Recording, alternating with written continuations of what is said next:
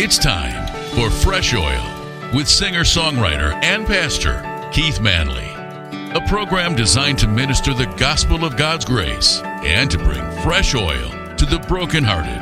And now, with today's program, Pastor Keith Manley. Hello and welcome to Fresh Oil. I'm Keith Manley, your host for the program today. You know, there are times in life when we get in a comfort zone, and it's real easy to stop calling on God, stop depending on God when everything is going good. So there's times when God allows things to happen in our life to kind of shake us up, to get us out of our comfort zone. This was the case with the nation of Israel at the time of Gideon. In Judges chapter 6, it said, "Again the Israelites did evil in the eyes of the Lord, and for 7 years he gave them into the hands of the Midianites. Because the power of Midian was so oppressive, the Israelites prepared shelters for themselves in mountain clefts, caves, and strongholds. And whenever the Israelites planted their crops, the Midianites, Amalekites, and other eastern peoples invaded the country. They camped on the land, and they ruined the crops all the way to Gaza, and did not spare a living thing for Israel, neither sheep nor cattle nor donkeys. They came up with their livestock and their tents like swarms of locusts. It was impossible to count the men and their camels. They invaded the land to ravage it. Midian so impoverished the Israelites that they cried out to the Lord for help." Now at this time, the Israelites had allowed other gods to come into their lives. They began worshiping Baal and all the false gods. And in verse 7, it said, "When the Israelites cried to the Lord because of Midian, he sent them a prophet who said, 'This is what the Lord, the God of Israel, says. I brought you up out of Egypt, out of the land of slavery. I snatched you from the power of Egypt and from the hand of all your oppressors. I drove them from before you and gave you their land. I said to you, I'm the Lord your God. Do not worship the gods of the Amorites, in whose land you live. But you have not listened to me.'" See, God always has a man or a woman that he can use to bring a word fitly spoken, which the Bible says is like apples of gold in settings of silver. Notice, he shows them exactly what the problem is. He said, "I blessed you, but you forgot about me." Now down to verse 11, it says, "The angel of the Lord came and sat down under the oak in Ophrah that belonged to Joash the Abiezrite, where his son Gideon was threshing wheat in a winepress to keep it from the Midianites. When the angel of the Lord appeared to Gideon, he said, 'The Lord is with you, mighty warrior.'" Now notice here in this passage, the angel of the Lord is sitting under this oak tree, and it just so happened it was a tree that belonged to Joash, who had a son named Gideon. I want you to know today, God is always at the right place at the right time. You don't ever have to worry about God getting lost or God not showing up on time. God always knows who he can count on. And there's this guy named Gideon, and although he's reluctant at first, he has some rough edges. God says, I can use a man like that because everyone will know it's me and not him. So notice what God does to Gideon. He says to him through this angel, "The Lord is with you, mighty warrior." One translation calls it mighty man of valor. I can just see Gideon going, "Mighty warrior, I'm hiding here from the Midianites who keep stealing our harvest." And God called him mighty warrior. Friend, I love this because God sees you not for what you are, but he sees you for what you can be. He sees in you purpose and destiny that you might not even see in yourself. So God calls him mighty warrior. How does Gideon reply? Look at verse 13. He says, "But sir," Gideon replied, "if the Lord is with us, why has all this happened to us?" Does that sound familiar? Don't we do that sometimes? We say, "God, if I'm your child, why am I going through all these problems?"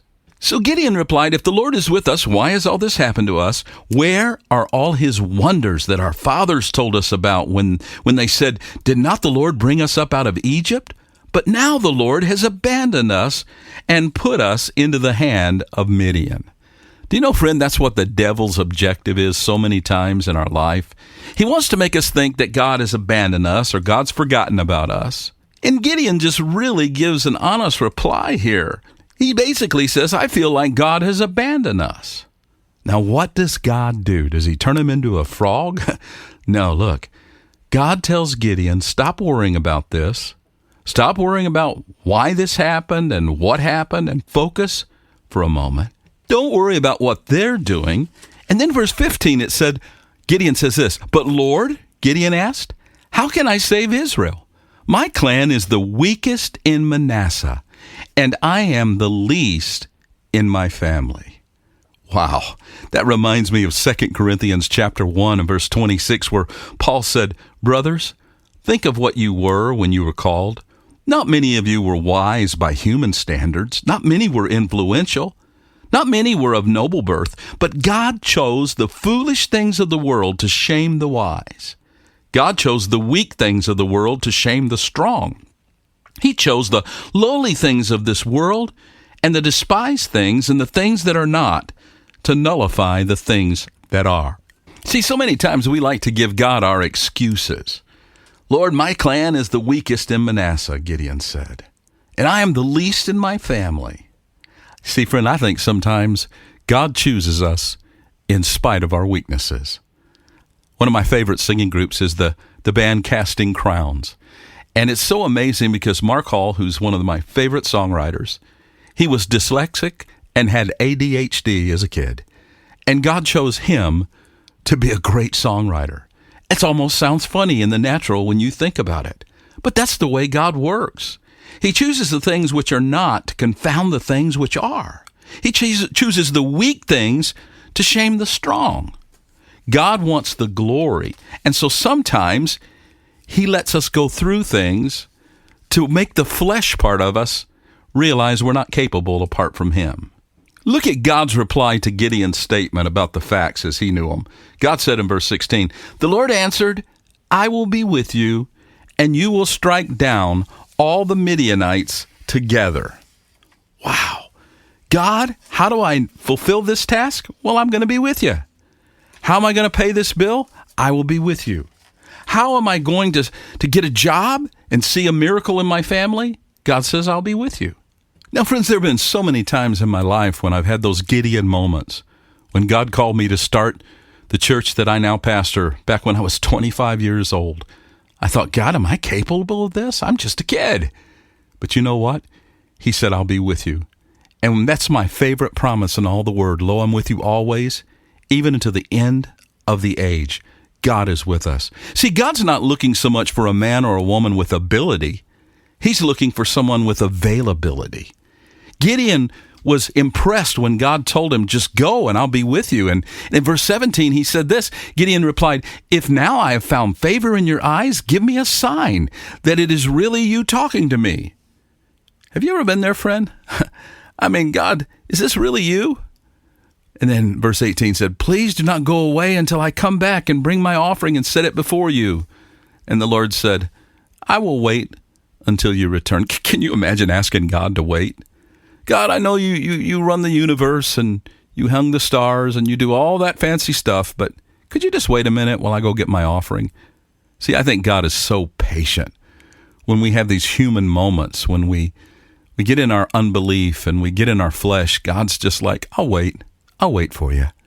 Verse 19, Gideon went in, prepared a young goat from an ephah of flour. He made a bread without yeast. Putting the meat in a basket and its broth in a pot, he brought them out and offered them to him under the oak. You know what? Gideon may not have understood everything God was saying and everything God was doing, but he knew one thing. God always will bless an offering. He knew God's law of sowing and reaping. And he said in his heart, if I want God to bless me, then I need to bless God. So he cooked God a good meal. He made some fresh bread, put a little meat in a basket, and he brings this to God to give it as an offering. Verse 20, he said, the angel of God said to him, "Take the meat and the unleavened bread and place them on this rock and pour out the broth." And Gideon did so, and with the tip of the staff that was in his hand, the angel of the Lord touched the meat and the unleavened bread. Fire flared from the rock, consuming the meat and the bread, and the angel of the Lord disappeared. And when Gideon realized that it was the angel of the Lord, he exclaimed, "Ah, sovereign Lord, I have seen the angel of the Lord face to face."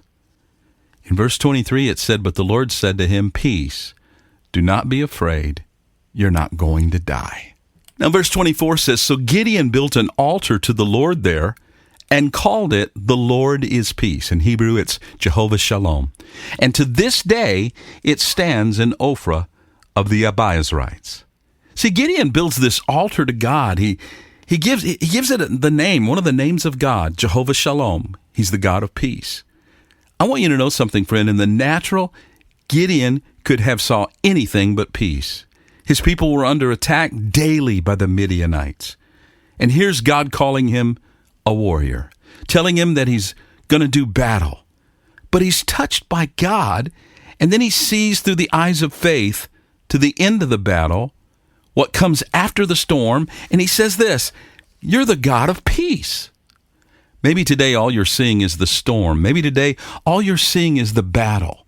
But friend, I pray today that you can have one of these Jehovah Shalom moments where you see yourself the way God sees you and not the way you see yourself.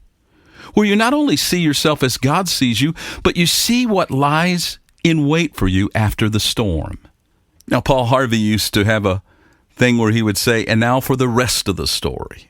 I'd like to say, after building this altar, Gideon went out and just conquered the Midianites, but it didn't happen that way. He had to put God to the test, and God is patient. Gideon says to God, "Look, if it's really you, here's what I want to do. I want to put a wool fleece on the threshing floor, and tomorrow when I wake up, if there's dew only on the fleece and all the ground is dry, then I'll know that it's you, God, and we'll win this battle." See, Gideon's testing God here, and God's patient with him. The Lord doesn't say a single word. All the other times, Gideon speaks and God answers. See, without faith, it's impossible to please God. God was patient with Gideon, though, and the next morning, however it happened, God did exactly what Gideon had asked for. The ground was dry, and the fleece was wet.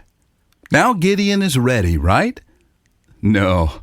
Now he says, "Okay, I'm going to test you again, God, and we're going to reverse the order." Verse 39, "Then Gideon said to God, 'Do not be angry with me. Let me just test you. Let me just have one more request. Allow me one more test with the fleece. This time make the fleece dry and the ground covered with dew.' And that night God did so. Only the fleece was dry, all the ground was covered with dew." Notice again, not one word from God. He just did it to build up Gideon's faith. I like how God speaks in our moments of doubt. He speaks with action. He speaks with his power. Now Gideon is like, well, maybe this is going to work. So Gideon takes 32,000 soldiers and he heads off to fight the Midianites. God says, "Hey, Gideon, we've got a problem." "What's the problem?" "You have too many men." "How could you have too many men?" Gideon must have been thinking. "Well, they'll think that you did this on their own." So Gideon gets up and he says, "Okay, you guys, all you guys who are afraid, go home." So what happens now? 22,000 people leave. Gideon must have had a heart attack. He must have been scared. Only 10,000 left out of the 32,000 that started. Now God says, "Hey, Gideon, we have a problem." "What now?" "Too many men." And then God gives him a plan of how to sift through the numbers. In verse 4 of chapter 7, "But the Lord said to Gideon, there's still too many men. Take them down to the water, and I will sift them for you. If I say, this one shall go with you, he shall go. But if I say, this one shall not go with you, he shall not go." So Gideon took the man down to the water, and there the Lord told him, "Separate those who lap the water with their tongues like a dog from those who kneel down and drink." See, God's just looking for a few good men. He don't need the masses or the multitudes. 300 men lapped with their hands to their mouths. All the rest got down on their knees to drink. And the Lord said to Gideon, "With the 300 men that lapped, I will save you and give the Midianites into your hands. Let all the other men go, each to their own place." See, friend, God had a plan. He didn't need a lot of men. He just needed Gideon to operate in faith. Thanks for joining us today for Fresh Oil with Pastor Keith Manley. Fresh Oil is an outreach of Grace Family Church in Rockford, Illinois, and can be heard each weekday at this same time. You can reach us online at weneedgod.com. Until next time, remember, God's love for you is unconditional, and He He makes His mercies new every morning.